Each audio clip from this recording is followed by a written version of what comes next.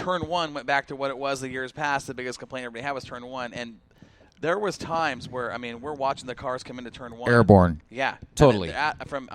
Before the apex, the cars are airborne, 4 tires up the ground, balancing and hopping. And if I'm a racer, and we talked to several racers, Warner and I did, we talked to Terry Phillips, and, we talked to Foley and all the Oregon guys. They were not happy with that racetrack, and a lot of them were saying, like, it can't be like this or we're not coming back. It was like one groove up was where all the trouble was. I mean, you could go all the way down to the bottom and it was somewhat smooth, or you could go to the third lane, if you will, and that was okay. But if you hit that second groove, which was the fast way around, you're still you got to be able to control it, and that was a tough thing to do. Those guys were having a hell of a time. I saw a picture from turn one. I don't remember if it was night 2 or night 3 after the main. It was the final night. Davenport posted that one. Yes, yeah. And literally Matthew Drager, and everybody knows Matthew. He's not a short kid. He's 5'10", and and from setting up his race car, I know the guy is all legs. He's literally knee deep in a rut. Knee deep in a rut in turn one. And it's just like, really, guys, it's one of those races you guys always want to take your car to, but after seeing stuff like that, I don't know how people can afford, if you're not a house car or a professional racer, if you can afford to unload your car at that racetrack. Well, and we saw a lot of stuff get tore up. We saw, Brian Thompson. Well, and we got let's the talk privilege about that. of helping him get his car back out there. We did, and that was, it was after the first night. That was the first night, yeah. First night, we were in the pit area, and, we got down there, major miscommunication between the track and IMCA. So, oh, my God. That's a whole nother issue. Yeah, we're not even going to get into that. Warren and I spent some time on the 44T of Thompson, and I didn't see what happened. All I know is that Brian got together with somebody, and it wasn't of Brian's doing. Backed it into the wall. The front end was tore up. A lot of broken framework. Yeah. The chassis was actually broke. There was some broken suspension parts, and it was one of the most awesome things I've seen in a long time because, being in the booth, I haven't been in the middle of the action for, 4 or 5 years now, and the last time I was on a car was when I was with Rick Wyatt. To watch what happened in the Brian Thompson pit area after his wreck was it made you feel good about just the racing community. It made me feel good because I got to get back in there, and we were turning wrenches. Everybody in the area was helping out. Gray Ferrando, the Weinbergers, Scott Weinberger. Those guys. Warren, myself, Tony Breakall, everybody who was in that area. Eddie Day.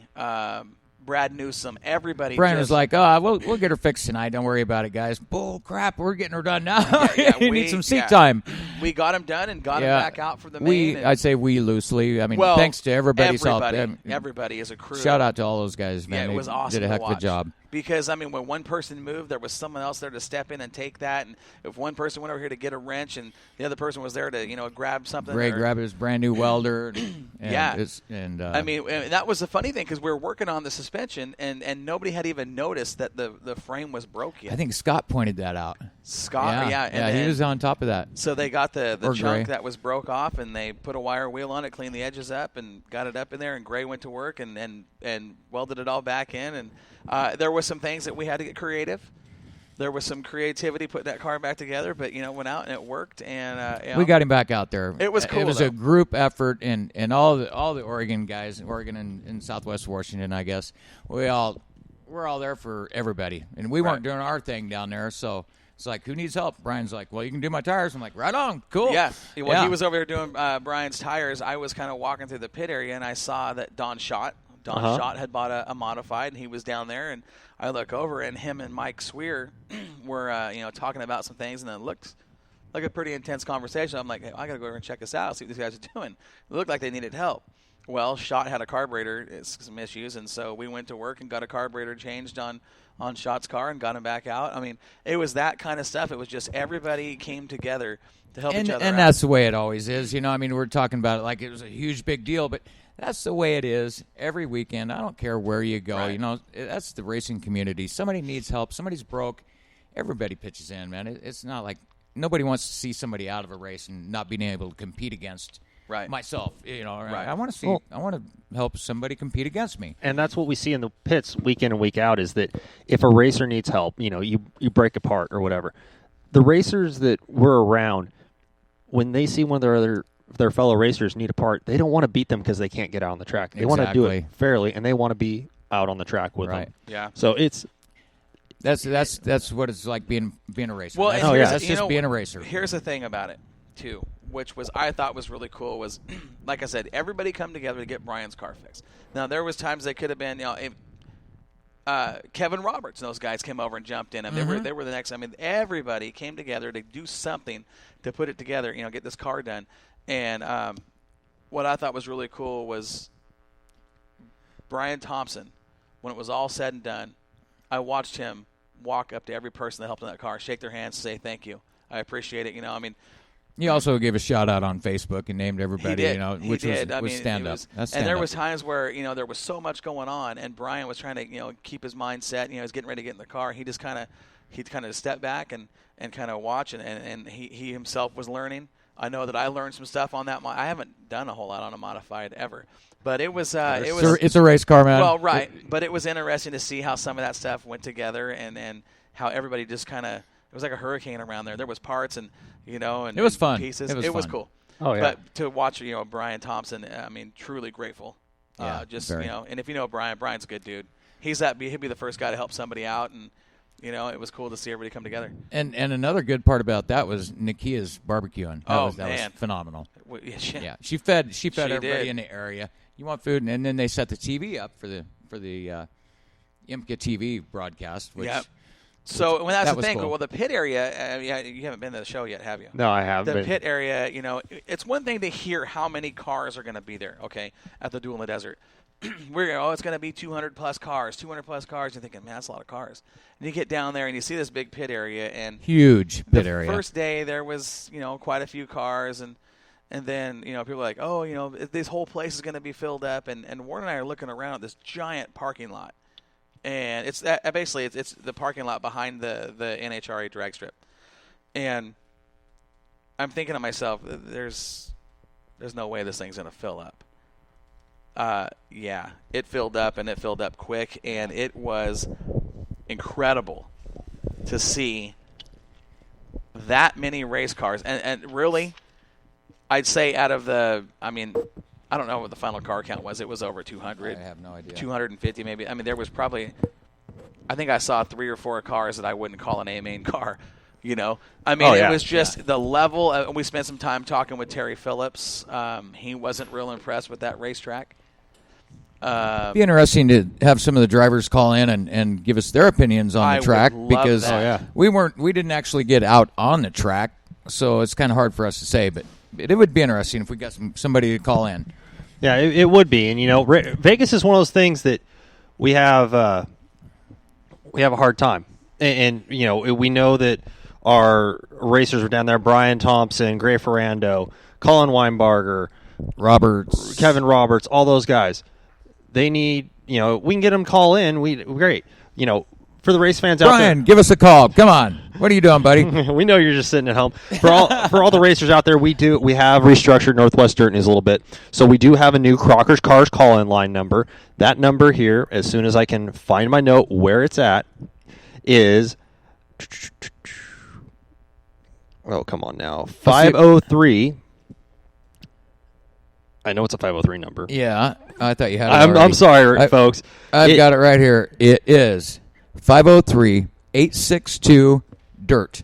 That's 503-862-3478. That right there, race fans, that's the new Crocker's Cars call-in line number. Give us a call. Tell us what you thought of Duel in the Desert. We're going to get in. We're going to be talking Duel for a little bit here on Northwest Dirt News. We just got back from it, and we're having some fun with it. Let's hear from some drivers and get the on-track opinions. Absolutely. So, did you have fun, though, Warren? Oh, I had a blast. Of course, I love the sunshine, and it was 80 degrees every day, thereabouts, and never got out of shorts. I was always in shorts, Didn't even think about putting pants on until it was time to come home. Well, I'm glad you're wearing shorts at least. That's always a good thing. We want to make sure that you come home and not become a permanent resident of the state of Nevada. Yeah. So, Rays fans, we're going to go to a quick commercial break here. We'll be right back with Northwest Dirt News in about a minute. Don't go away.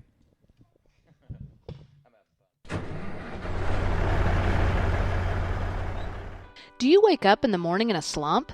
Looking for a new career or change of pace? Well, let Northwest Trucking Academy be your source. Dave Stahl and his team of highly experienced instructors will give you the skills you need.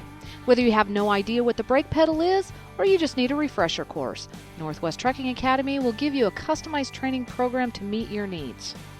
In as little as 4 weeks, you can be on your way across the country with your new career. Located on Highway 99 in Tangent, Oregon, Northwest Trucking Academy will get you ready for a new, fast-paced, and highly rewarding career. Give them a call at 541-248-3461 or look them up online at nwtruckingacademy.com. Classes start the first Monday of every month, and don't forget to use promo code MOXIE. That's MOXIE, and receive $100 off your tuition.